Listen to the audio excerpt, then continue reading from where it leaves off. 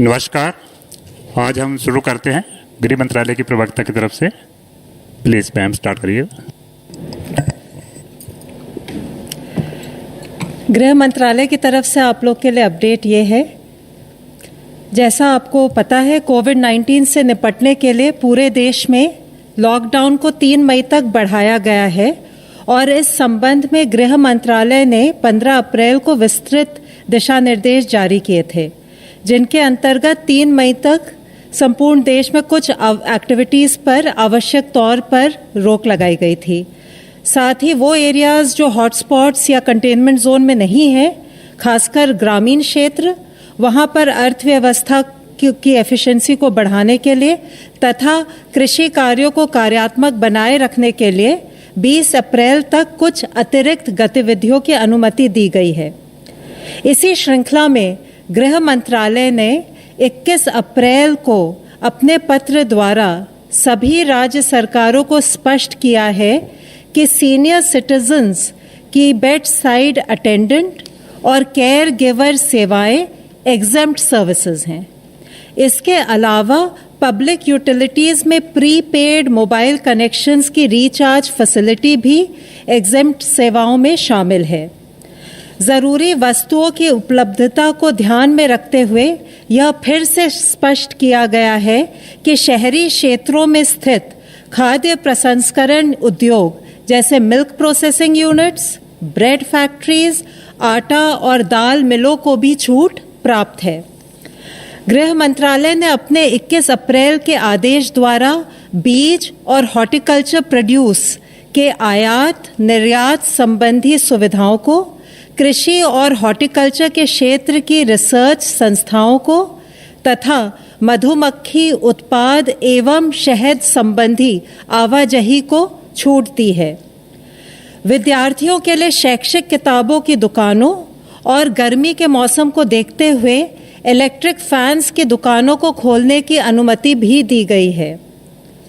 लाखों भारतीय merchant shipping vessels पर काम करते हैं। ऐसा देखने में आ रहा है कि भारतीय सी फेरर्स लॉकडाउन की वजह से जहाज़ों पर स्ट्रैंडेड हैं या जहाज़ों पर ड्यूटी ज्वाइन नहीं कर पा रहे हैं। इस वजह से ये चिंता भी है कि अन्य देशों के सी फेरर्स ऐसे जहाज़ों पर भारतीय सी फेरर्स की जगह ले सकते हैं।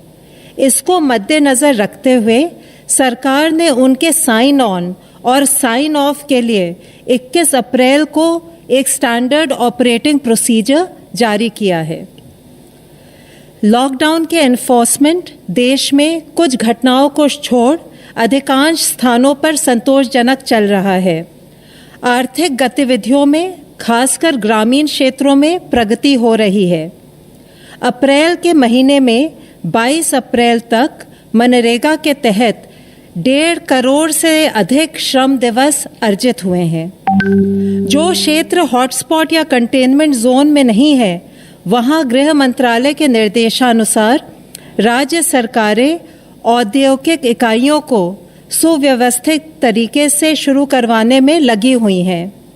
कई स्थानों पर food processing units, special economic zones और एक्सपोर्ट ओरिएंटेड यूनिट्स इत्यादि जो पहले से ऑपरेशनल थी, उसमें भी वृद्धि हुई है। सड़क निर्माण, ईंट भट्टों, सीमेंट फैक्ट्रीज आदि से संबंधित कार्य भी शुरू हो गए हैं। कई कार्यों में प्रवासी श्रमिकों को भी रोजगार दिया जा रहा है। औद्योगिक इकाइयों की समस्याओं का फीडबैक लेकर उनको दूर करने के कदम भी उठाए जा रहे हैं। इस संदर्भ में होम सेक्रेटरी ने और सेक्रेटरी डीपीआईटी ने अभी इंडस्ट्री एसोसिएशंस के साथ वीडियो कॉन्फ्रेंसिंग पर मीटिंग की। जो इंडस्ट्रियल एक्टिविटीज़ परमिटेड है, उनको किस प्रकार से सुचारू रूप से चलाएं और आर्थिक गतिविधियों को गतिशील करें, इस पर भी चर्चा की है। हमारे चिकित्सा क्षेत्र के भाई और बहन बड़ी निष्ठापूर्वक खुद की परवाह किए बिना कोविड-19 से हमें बचाने के लिए महत्वपूर्ण योगदान दे रहे हैं। इस संदर्भ में माननीय सर्वोच्च न्यायालय ने भी आदेश दिया है कि डॉक्टर्स और मेडिकल स्टाफ को पर्याप्त सुरक्षा दी जाए।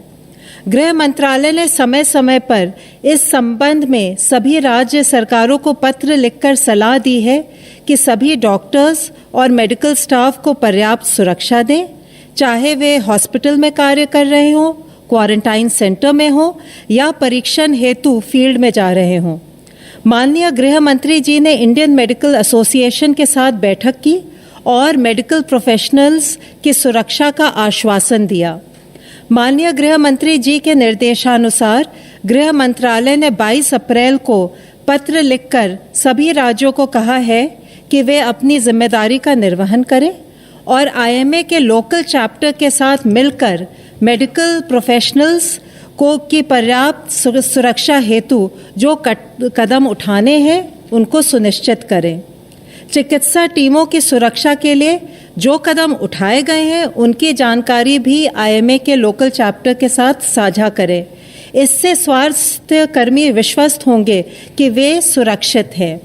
इस संबंध में जिला एवं राज्य स्तर पर नोडल ऑफिसर्स को भी नियुक्त करें जो मेडिकल प्रोफेशनल्स की सुरक्षा संबंधी समस्याओं का निदान कर सके।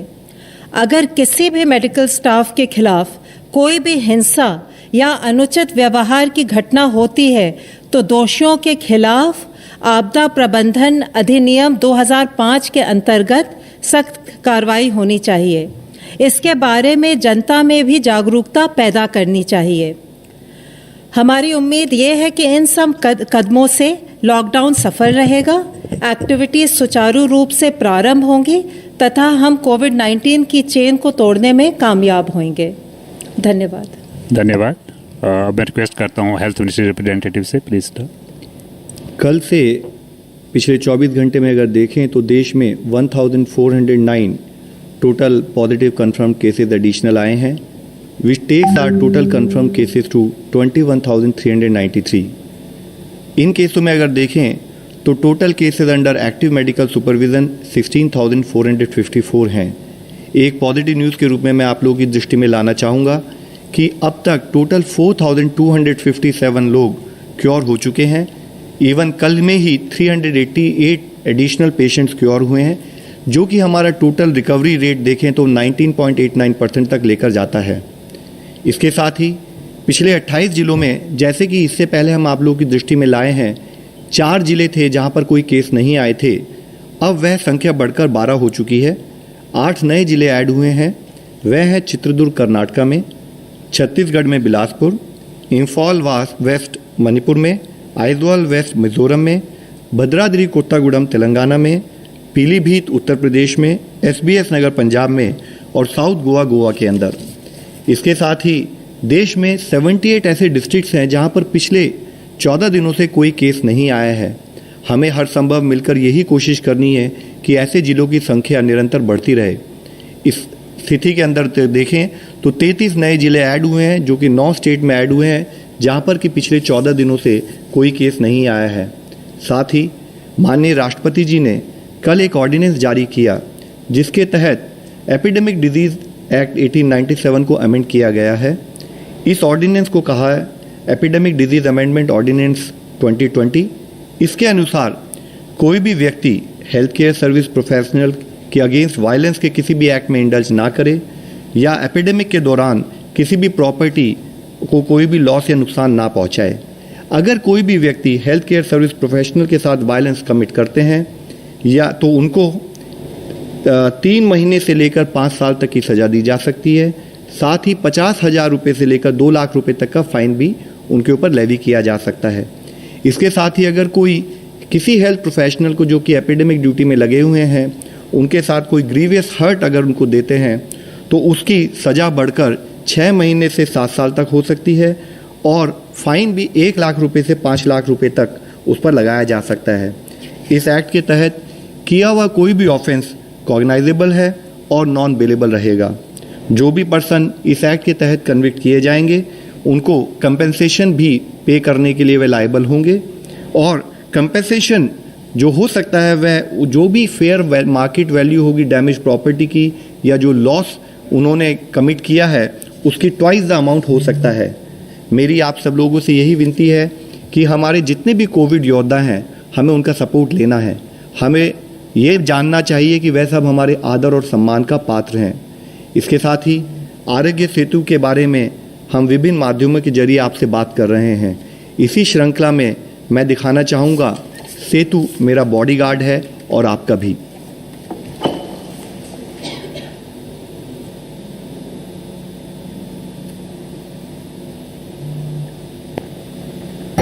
Good morning sir. आप कौन? सर मैं आपका नया बॉडीगार्ड सेतु। सेतु? लेकिन मेरे पास तो ऑलरेडी बॉडीगार्ड्स हैं। सर मैं एक अलग टाइप का बॉडीगार्ड हूँ। कोरोना वायरस से आपकी बॉडी को सिर्फ सेतु ही गार्ड कर सकता है। कोरोना वायरस से? वो कैसे? सर वो ऐसे कि मैं आपको पहले ही बता देता हूँ कि आपको कोरोना वायरस से कोई खतरा तो नहीं। अच्छा, आपके आसपास कोई कोरोना पॉजिटिव हो तो मैं आपको पहले ही अलर्ट कर देता हूँ।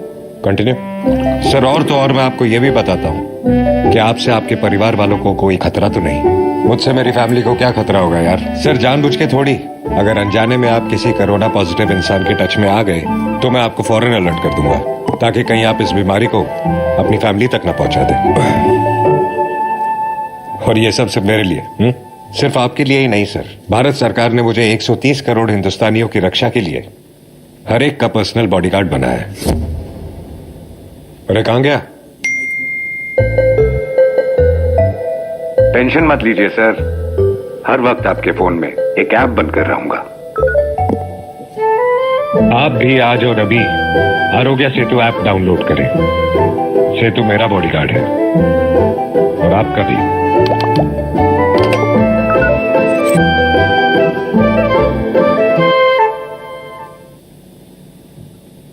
Today, we are also joined by Mr. C.K. Mishra, Director ICMR and Director AIMS. आप सब लोगों को विदित है कि कोविड की इस लड़ाई में, इस महामारी के युद्ध में गवर्नमेंट की तरफ से 11 एम्पावर्ड ग्रुप बनाए गए थे गाइडेंस के लिए, और उसमें से एक ग्रुप नंबर 2 जिसका मुख्य कार्य है कि अवेलेबिलिटी ऑफ हॉस्पिटल्स, क्वारंटाइन और आइसोलेशन फैसिलिटीज़, डिजीज सर्वेलेंस और टेस्टिंग के विषय में गाइडेंस देना, काम करना। अब मैं रिक्वेस्ट करूंगा सी.के. मिश्रा साहब से कि फर्दर हमें बताएं प्लीज़। फ्रेंड्स, प्रतिदिन उस दिन की जो स्थिति होती है, जो प्रगति होती है, जो बदलाव आते हैं, उसके संबंध में मेरे कॉलीग्स लव अग्रवाल, पुण्या श्रीवास्तव, डॉक्टर गंगा आपको आंकड़ों से अवगत कराते हैं, स्थिति से अवगत कराते हैं और आप उसका विश्लेषण करते हैं। आज हम सब मिलकर ये प्रयास कर रहे हैं कि आंकड़ों से थोड़ा अलग हटकर हम इस बात की चर्चा करें कि इस कोविड की लड़ाई में एक, हमारी रणनीति क्या है और दो, हमारी तैयारी क्या है। इन दो विषयों पर हम फोकस करना चाहेंगे। As you are aware, we are passing through very very challenging times. Many of the countries which are known as developed countries in this world, with far more capacities and much better resources than us, are also facing huge challenge. तो ये पृष्ठभूमि है जिसमें इस बात को हमें समझना पड़ेगा। और आज एक महत्वपूर्ण दिन है। आज लॉकडाउन के 1 महीने पूरे हुए। तो इस 30 दिनों में हम कहाँ थे, कहाँ पहुँचे हैं और हमने क्या तैयारी की है, इस पर संक्षेप में मैं आपके समक्ष सारी बातों को रखना चाहूँगा। The first and foremost issue is what has this 30-day lockdown done. मुझे ये पूरा एहसास है कि this has brought hardship to many people, but we must express our gratitude to all the people of India who are facing this hardship today so that we can save lives in future. और हमारा मूल जो मंत्र है वो है कि हम जिंदगी कैसे बचाएं और लोगों को ठीक कैसे करें। 3 प्रमुख चीज़ है जिसकी ओर मैं आपका ध्यान आकृष्ट करना चाहूँगा जो 30 दिनों के लॉकडाउन में हुए हैं।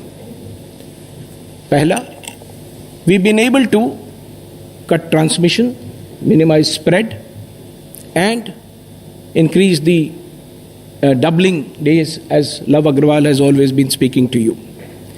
Second, we have been able to consistently ramp up our testing. And third, we have been able to utilize this time gainfully for preparing ourselves for the future if the virus spreads further. And anyway, whatever is required to be done, we will need to do. So there has been a lot of action during these 30 days. हजारों लोग, ना सिर्फ हम जो दिल्ली में बैठे हुए हैं, फील्ड में हजारों लोग इस कार्य में लगे हुए हैं, और लोगों ने मिलकर और सरकार ने कई सारे ऐसे कदम उठाए हैं जिसने ये सुनिश्चित किया है कि in these 30 days we remained more or less stable. And that is the first thing that I want to bring before you. And one of the critical tools, एक अहम हथियार जो हमने इसमें इस्तेमाल किया है, वो टेस्टिंग है. और when I say testing, it is RT-PCR testing, जो हमें बताता है कि मरीज को बीमारी है या नहीं है. अब अगर हम टेस्टिंग को देखें तो मैं सिर्फ एक आंकड़ा आपके समक्ष प्रस्तुत करना चाहूँगा. 23 मार्च को हमने पूरे देश में 14,915 टेस्ट किए थे. On the 22nd of April, we have done more than 5 lakh tests.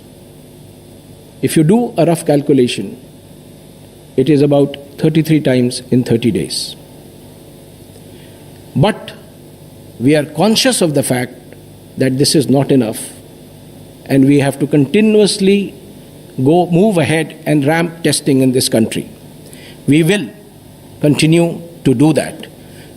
हमने ये भी देखा है, और श्री अग्रवाल ने भी बताया, कि इस अवधि में हमारे नंबर ऑफ पॉजिटिव केसेस में भी बढ़ोतरी हुई है. और हमें उस बात को ध्यान में रखना है जब हम अपनी टेस्टिंग स्ट्रैटेजी बनाते हैं या हॉस्पिटल की स्ट्रैटेजी बनाते हैं.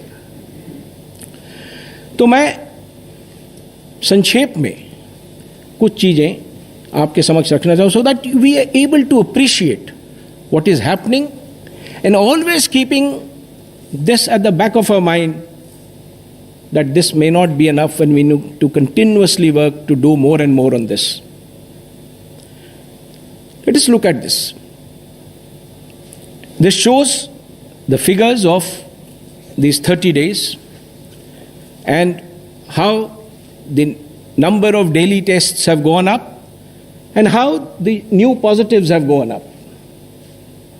So this is where we stand today, what we've been doing, and what we've been trying to achieve. Let us now move a little further on this and see how cases have moved in India. This is how the positive cases have moved in India. The only point that I would like to make here is that the growth has been more or less linear, not exponential. What that tells us is that there are certain strategies and work which has helped this be contained to a particular level. Now let us move on to see beyond this what has been the story of positivity to testing during these 30 days. If you see the slide carefully, what it will really tell you is that during this period, we are more or less, लगभग हम उसी जगह पर हैं जहां हम एक माह पूर्व थे. यानी स्थिति बहुत बिगड़ी नहीं है. लगभग 4%, 4.5% लोग जो टेस्ट हुए थे वो पॉजिटिव निकले थे एक माह पहले, और अभी भी लगभग वही स्थिति है कि जितने लोग टेस्ट हो रहे हैं उसमें से जो प्रतिशत पॉजिटिव हो रहे हैं लगभग वही हैं. यानी कि हम एक कांस्टेंट लाइन, अगर आप इसको देखें तो वहाँ पर हैं. अब मैं इससे आगे बढ़ता हूँ और हम ये देखने का प्रयास करें कि अन्य देशों की तुलना में हमारी क्या स्थिति है. It's a rough comparison. There can be no one-to-one comparison. Each country is different and each country needs a different strategy. But this is roughly a rough comparison that we have presented before you. What I would like to point at is this yellow line, if I can get my pointer there, right at the bottom. That is India's story. And we have deliberately taken a case of 400th case on 23rd of March. What was the position when each of these countries had 400 cases and how they have moved beyond that? So this slide clearly tells us where we stand. And if you see, one of the countries which has, of course, done better is South Korea. But majority of the developed countries have had a story which is, it could be a combination of various things. This is not to say that we've done extremely well and things are going, but this is the current story. And based on this current story and the future projection, we need to evolve a strategy in this country. Let me also now just mention to you, while we are here on this slide, the fact that how has it happened in some of the other countries. So let me give you some numbers of that. If you look at the figures carefully, we are today at a 500,000 mark. 5 lakh test हमने आज किए हैं. US ने 5 lakh test 26 मार्च को किया था. They had found 80,000 cases to be positive. I'm giving you rough numbers. Italy ने ये मार्क 31 मार्च को किया था and they had 100,000 people who were positive. 1 lakh लोग थे. यूके में ये समय 20 अप्रैल को आया and they had 120,000 positives. Turkey में ये समय 16 अप्रैल को आया, they had 80,000 positives. इंडिया में ये मार्क 22 अप्रैल को आया और हमारे पास लगभग 20,000 पॉजिटिव केसेस थे. कहने का तात्पर्य ये है कि एक अगर वैश्विक तुलना हम करें तो we seem to be doing well so far with our strategy which is focused and very, very intensely focused on the areas where we see a lot of positivity and action happening. Of course, there are other countries which have done better. For example, South Korea has done better than this. So, given these facts, these actually, what do they show? These show that our testing strategy has been focused, targeted, and continues to expand. So that is the strategy. And this, I must say, is an evolving strategy. Because as we go on, we learn. हर दिन हम सीख रहे हैं. हर दिन हम सीख रहे हैं, अपनी स्ट्रैटेजी में बदलाव ला रहे हैं और इसको एक्सपैंड करते जा रहे हैं. अब प्रश्न यह है कि हमने ये जो एक्सपेंशन किया टेस्टिंग का, वो कैसे हुआ? Only thing I would like to mention here is that strategy is a response to a challenge. As the challenge changes, strategy has to change. And this is precisely what India has done.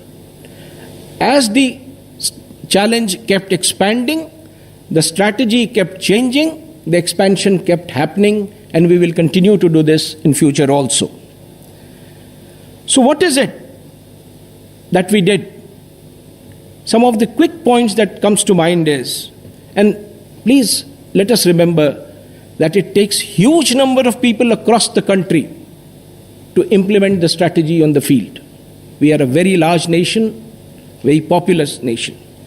So what we have done largely is, A, expanded the testing base, B, expanded the test base, where we test, and we have mobilized all resources that we have, public, private, resources of scientific institutions, resources of research institutions, resources of central university. Every possible resource has been put together, and we have actually decentralized these activities to manage logistics in an efficient way.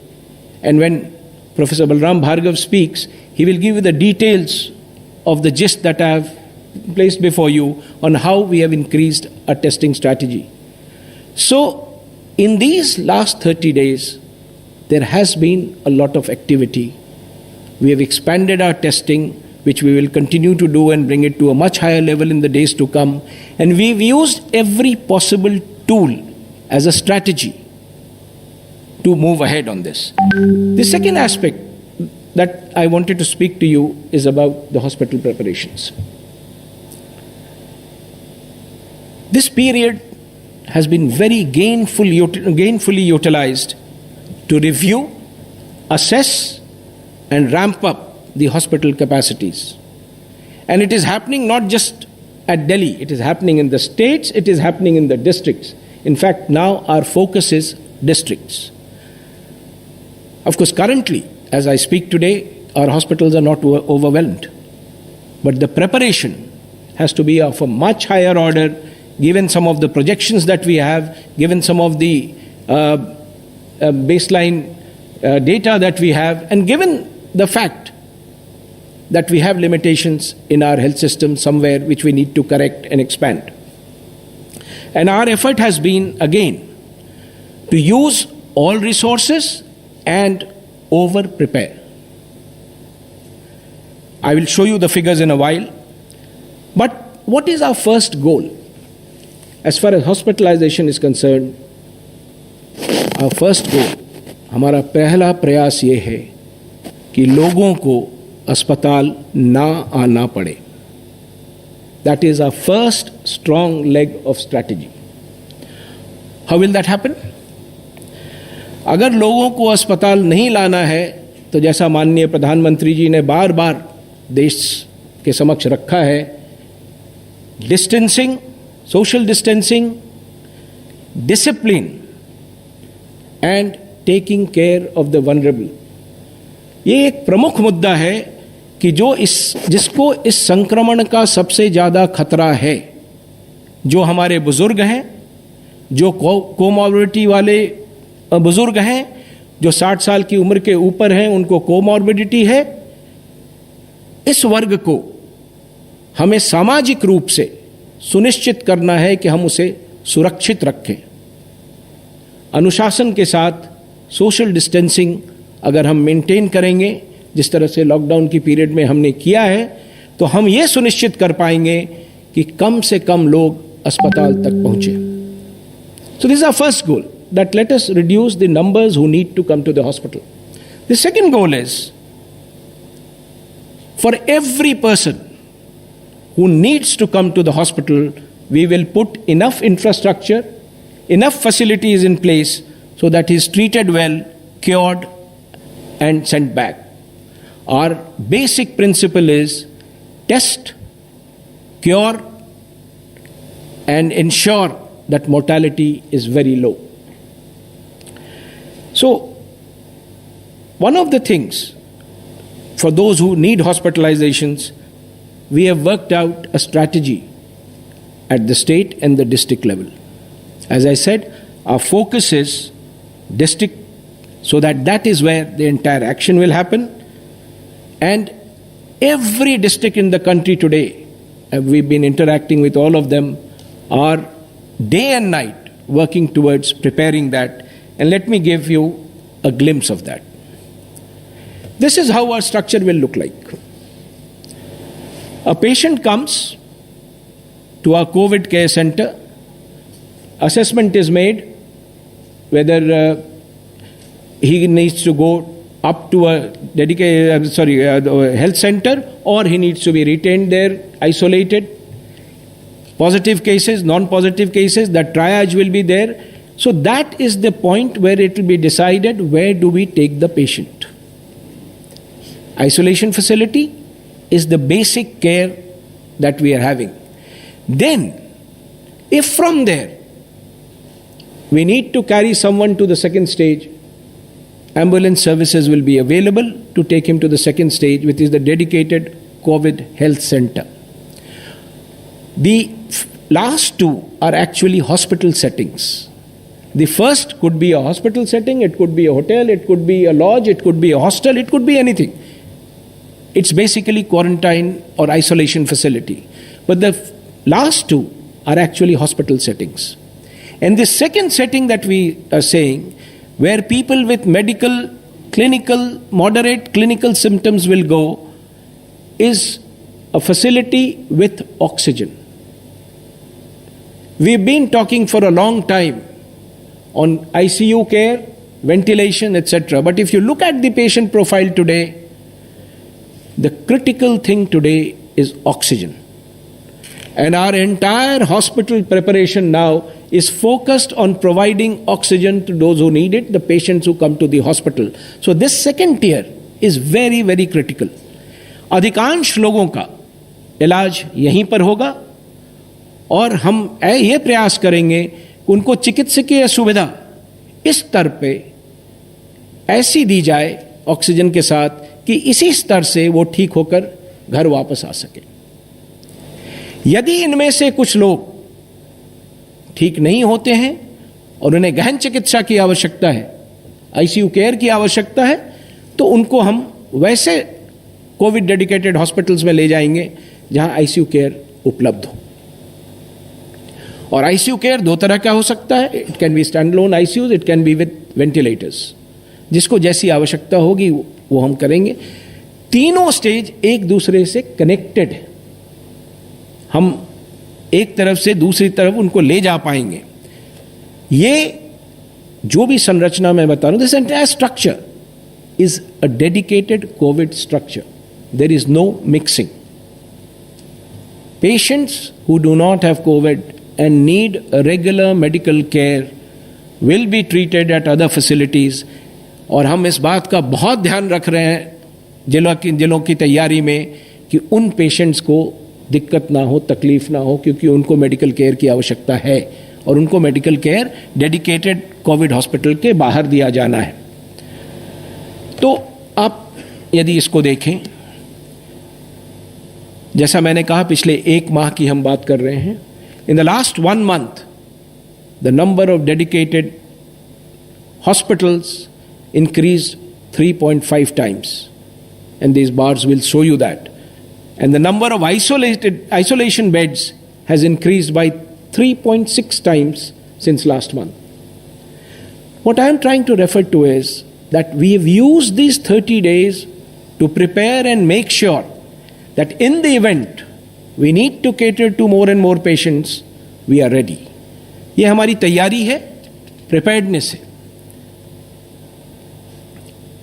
अब मैं इस अंतिम slide को आपके सामने रखना चाहूँगा, जिसमें हम ये दिखाने का प्रयास कर रहे हैं कि हमारे पास अभी टोटल फैसिलिटीज़ हैं कि मैं आपसे निवेदन करना चाहूँगा कि ये जो नंबर आप देख रहे हैं ये प्रतिदिन बदलता है, क्योंकि हर जिला निरंतर प्रयास कर रहा है और कितने बेड्स हैं वो बढ़ते जाते हैं और बेड जोड़ने के प्रयास चल रहे हैं। तो जो कोविड हॉस्पिटल्स हैं, कोविड हेल्थ सेंटर्स हैं और कोविड केयर सेंटर्स हैं, उसमें लगातार वृद्धि हो रही है। अभी हमारी स्थिति जो इसमें हमने दर्शाई है ये है 3773 ऐसे अस्पताल या फैसिलिटी हैं जिसको इसके लिए चिन्हित किया गया है। और अगर आप देखें तो टोटल आइसोलेशन बेड्स 1,94,000 हैं, उसी तरह आईसीयू बेड्स हैं, टोटल वेंटिलेटर्स जो आज की स्थिति में उपलब्ध हैं। संभव है कि when we assess it again tonight the numbers will change, it will increase. That is the effort that we keep on increasing this every day. So friends, what ultimately we want to do is that we want to create a structure where we test most people, treat them according to need, and then ensure that we are able to cure them and save lives. So this was the rough format of a strategy and preparedness that I thought we'll share with you. I will now request my colleague Professor Balram Bhargav, and incidentally Professor Balram Bhargav and Professor Guleria are the two stalwarts who have led this strategy, who formed this strategy, and who are leading from the front. And I would request Professor Balram Bhargav to talk about the expansion of testing. Thank you so much. I think as we reach the 500,000 mark of tests, our philosophy has been more labs, more tests, more resources. At the beginning of the year, we had the National Institute of Virology At the beginning of the lockdown, we had about 100 laboratories testing for COVID-19. And today, as we speak, we have 325 laboratories, both government and private, testing for COVID-19. The test that we have advocated has been the RT-PCR test, or the molecular test or the PCR test, which detects the virus. So the strategy is to detect the virus and save lives. And once we are able to detect the virus, we are also able to further strategize on how to isolate the patient and treat accordingly. So that has been the philosophy as far as we are concerned. The entire scientific and the medical community has risen to this occasion, and as CK has already mentioned, that all the DBT institutes, the ICMR institutes, the CSIR, the DST, the DRDO, the ICAR, the state universities, medical colleges, government, private, they have all responded dramatically, and also the private sector has been energetic and has risen to the occasion dramatically as well. The other point that I want to emphasize is that there has been a supply chain which has been created, although there is a shortage of reagents, there is a shortage of RNA extraction kits, there is a shortage of VTMs, PCR kits, etc. in the entire world. But the center has been working with the states tirelessly to ensure that these reagents are supplied to the laboratories in a very timely fashion and in a very calibrated fashion, so as to enhance, divert certain reagents to hotspots, calibrate it in such a manner, and we really like to thank both the districts and the states who have responded phenomenally well in helping out with maintaining this supply chain very, very well. More importantly, we have also been able to decentralize it and create 15 depots in the whole country, wherein, in a situation of lockdown, we have been able to supply these reagents in those depots, and they in turn supply it to the various laboratories testing. So the gold standard remains and has remained the RT-PCR test, which detects the virus and saves lives, and that is what is our principle and strategy for testing. Thank you, Professor Bhargav. I must add that whatever efforts we are making, and we talk about resources available with us, we talk about the testing, we talk about hospitals, it is a collaborative effort with everyone joining in, the public, private, and whosoever is there in the country. This is all taken together. We are not mentioning them separately, but this is all taken together. And now I would request Professor Guleria to explain other aspects of the medical side of this disease. Thank you, sir. To begin with, first, on behalf of the medical fraternity, I would like to take this opportunity to thank the Honorable Prime Minister and the Government of India for the ordinance that has been passed yesterday, which will go a long way in providing security and boosting the morale of our frontline soldiers, that is the Corona warriors. All healthcare workers are really very grateful for this ordinance, and I think this is a great boost as far as they are concerned. But as we sort of applaud our healthcare workers, it's also important to understand that the center of all of this is the patients, and they are currently facing a lot of challenges and stigma which is not justified. The majority of patients are actually becoming all right and coming out, and these are actually our symbols of victory. They are our symbols of hope that they have had COVID-19 and have come out, and yet we have stigmatized them to a large extent, which is creating a huge problem. It's creating a panic, it's creating problem as far as society is concerned. These individuals, these patients, their families are having huge hardship which are really unjustified. And not only that, it is actually causing increasing morbidity and mortality. Because of the stigma that is happening, many patients who have COVID-19 or have flu-like symptoms are not coming forward, not coming to healthcare facilities. And because of that, they are coming very late when they are really very breathless, and this is leading to higher mortality. Many of these patients can be saved by just one treatment, and that is by giving them oxygen. The simple thing to remember is that when these young individuals or these individuals have a pneumonia or they have a viral infection and their oxygen in the blood becomes low, it can lead to or trigger number of other problems, whether it's cardiac, whether it's neurological, and therefore a strategy of having more and more oxygen beds is based on this. 80% of individuals will have mild illness. The remaining 15% will become all right just with supportive care and oxygen therapy. Less than 5% will need ventilators or critical care. So therefore it's important that we reach out to these patients who are right now scared to come out because of the panic and the stigma that we have attached, and thereby not getting proper treatment. So I think we need to work on this. I would appeal to everyone, whether it's the media, whether it's the lay public, that these are people who, for an unfortunate reason, have got the infection. Consider the stress and strain the whole family goes through. You're isolated for 14 days in a quarantine facility where you are seeing people who are wearing PPEs and treating you. You're not able to meet your family members for 14 days because you are in quarantine or you're in isolation.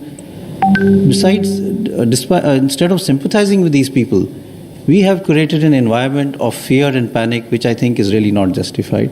And we all need to work in trying to really look at these people as our symbol of hope and victory rather than stigmatize them and start not accepting them in society. We have to work on this strategy, and I would like to appeal to everyone that we should look at how we can support the families and patients who have had COVID-19, who are suffering from COVID-19, and encourage more and more people to come out for testing. If you are tested early and reach the hospital early and treatment is started, it will save your life. If you don't come to the hospital and you have COVID-19 and you come in a state where you are gasping for breath, it will lead to higher mortality. Therefore, I think it's important that we encourage everyone to seek medical attention, get themselves tested. We have ramped up testing to a large extent. There is no shortage of testing, and we can thereby be able to support all these people who need to be tested. So I would really stress that we need to work on this. As far as treatment is concerned, a lot of new things are being done, but the primary treatment of COVID-19 is supportive treatment in more than 80% of patients and oxygen therapy in around 15% of patients with other drugs. And a lot of drugs have been tried. We have now started in various centers using convalescent plasma, that is the blood of patients who have healed and become all right, and the antibodies in their blood. And I'm very heartened to see that a large number of individuals, patients who have become all right, have come forward and volunteered to donate their blood, which shows the commitment that our citizens have when it comes to fighting COVID-19. We're also looking at newer drugs. Hydroxychloroquine and azithromycin is already being looked at, and various other repurposed drugs which are already available in our country are also being looked at as treatment strategies. And newer drugs which are available or which are undergoing clinical trials are also being looked at as part of multi-centric trials or international trials which the WHO is conducting. So there is hope as far as treatment is concerned, but I think at the end it's important to remember that this is still a disease which is not that serious. 90 to 95% of people recover, but if we have that stigma and we don't come forward, then we may land up in a situation where because of our delay in treatment, we may have higher mortality. So that is, I think, a very, very important thing that we need to keep in mind. Thank you very much, sir.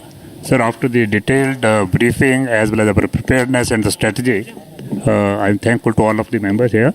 But still, we can take one or two questions, sir, if the time permits. First is online question. What's happening with IMCT in Maharashtra? What is it okay?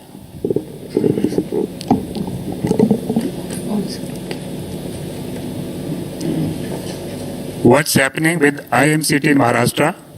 What is IMCT assessment of Maharashtra? Has any team submitted the report? I think for the जैसे कि आप लोगों को मालूम है, जब हम किसी भी स्टेट में केस नोटिस करते हैं तो स्टेट से कोलैबोरेटिव एफर्ट में हम लोग काम करते हैं। उसी के तहत ही एक central rapid response team Mumbai भी गई, उसके साथ ही हमारी 2 सेंट्रल टीम्स ऑलरेडी वहाँ पर काम कर रही हैं। And as part of our discussion with the state we realise कि हम लोगों ने डिफरेंट सिनेरियोज आपस में डिस्कस किए। उन सिनेरियोज को डिस्कस करते हुए कि किस टाइप की preparatory activity, best case scenario, average scenario और वर्स्ट केस सिनेरियो में हमें कैसे प्रिपेयर रहना है, उसके तहत डिस्कशन करते हुए स्टेट के साथ मिलकर एक फील्ड इम्प्लीमेंटेशन स्ट्रैटेजी बनाई गई है जो ऑनगोइंग एफर्ट्स उनको स्ट्रेंथन किया जा रहा है। मिस्टर मृगांक प्रभाकर, सहारा टीवी। सर, मेरा सवाल आईसीएमआर से है। अभी मैं ग्राफ देख रहा था और वो लीनियर ग्राफ की बात हुई है, लेकिन पिछले 4-5 दिन से 1214 लगभग पेशेंट आ रहे हैं। आपको लगता है कि 3 मई तक पीक आ जाएगा इंडिया के अंदर? ये तो बहुत डिफ़िकल्ट सवाल है बताना कि 3 मई तक पीक आएगा कि कब पीक आएगा, मगर ये हम लोग का काफ़ी स्टेबल चल रहा है। और जैसे कि बताया है कि 4.5% पॉजिटिविटी आ रही है, वही बिल्कुल स्ट्रेट टी टाइप की लाइन चल रही है। तो आप इसको ये भी कह सकते हैं कि हम लोग कर्व को फ्लैटन कर पाए हैं, ये भी सोच सकते हैं। तो अभी इसमें कहना बड़ा मुश्किल है। Last question mister Nitendra Singh. Sir, मेरा 2 क्वेश्चन है। एक तो डॉक्टर गुलेरिया यहाँ पे हैं। बहुत लोगों का, देश के करोड़ों के एक क्वेश्चन है कि नॉन कोविड पेशेंट का क्या करें। बहुत से सीरियस है, मरीज जाते हैं, उनको बहुत सारी प्रॉब्लम, चाहे वो कैंसर की हो, डायबिटीज़ का हो, या फिर बहुत सारे ऐसे डिजीज बर्डन ऑलरेडी इंडिया में इतना है, तो वो क्या करें। सेकेंड, आईसीएमआर से क्वेश्चन है कि क्या वायरस एयर में है या उसकी किस तरह के बिहेव है, कितना डिस्टेंस पे लोग मेंटेन करें, ये नए तरीके से लोग जानना चाहते हैं कि इस पे थोड़ा एक्सप्लेन करा जाए। Thank you. आपकी बात बिल्कुल सही है कि इस कोविड के एरा में हमें नॉन कोविड पेशेंट को नहीं भूलना चाहिए और ये बहुत ज़रूरी है कि उनका पूरा ध्यान रखा जाए। कई पेशेंट्स ऐसे हैं जिनको कैंसर है, जिनकी कीमोथेरेपी की बात है, डायलिसिस की ज़रूरत है, क्रॉनिक किडनी डिजीज़ के पेशेंट्स हैं या डायबिटीज़ के पेशेंट्स हैं। तो ये प्रयास पूरी तरह से किया जा रहा है कि जब हम कोविड पे फोकस कर रहे हैं, और जैसे सेक्रेटरी साहब ने भी कहा कि नॉन कोविड फैसिलिटीज़ के ऊपर भी ध्यान दिया जा रहा है। कई हॉस्पिटल्स ने टेली कंसल्टेशन और शुरू कर दिया है, जिससे हम लॉकडाउन के दौरान भी इन पेशेंट्स को रीच आउट कर सकें, उनको फ़ोन कर पाएँ और उनसे उनके सपोर्ट कर पाएँ। कुछ ऐसे हॉस्पिटल्स हैं जो नॉन कोविड डेडिकेटेड हॉस्पिटल्स बने हैं जहाँ पे ये फैसिलिटीज़ प्रोवाइड की जाएगी। और मेरा ये मानना है कि जैसे जैसे हम आगे चलेंगे लॉकडाउन के उठने के बाद भी, तो हमें ये दोनों चीज़ें बैलेंस करनी पड़ेंगी, कोविड सेंटर्स और नॉन कोविड सेंटर्स, जहाँ पे हम पूरी तरह से इन लोगों का केयर प्रोवाइड कर पाएँ और इन दोनों को मिक्स ना करें, जिससे जो ये इम्यूनो कॉम्प्रोमाइज पेशेंट्स हैं या जिनको कोविड के रिस्क सीवियर इन्फेक्शन होने के चांसेस ज़्यादा हैं, वो अलग रहें और कोविड वाले जो हैं वो अलग से रहें। लेकिन ये आपकी बात सही है कि इसमें ये ध्यान रखने की ज़रूरत है कि जो नॉन कोविड हैं वो सफ़र ना करें, उनकी मोर्टेलिटी ना बढ़े। ये आपने जो कहा कि वायरस कितनी दूर तक रह सकता है, इसके लिए ये बहुत क्लियर माना जाता है कि ये ड्रॉपलेट इन्फेक्शन है और 1 से 2 मीटर की दूरी रखनी चाहिए कि जिसमें ड्रॉपलेट ना आए। That is standard and that is what is social distancing या फिजिकल डिस्टेंसिंग, जिसको आप कह सकते हैं आज। Thank you very much friends, thank you very much.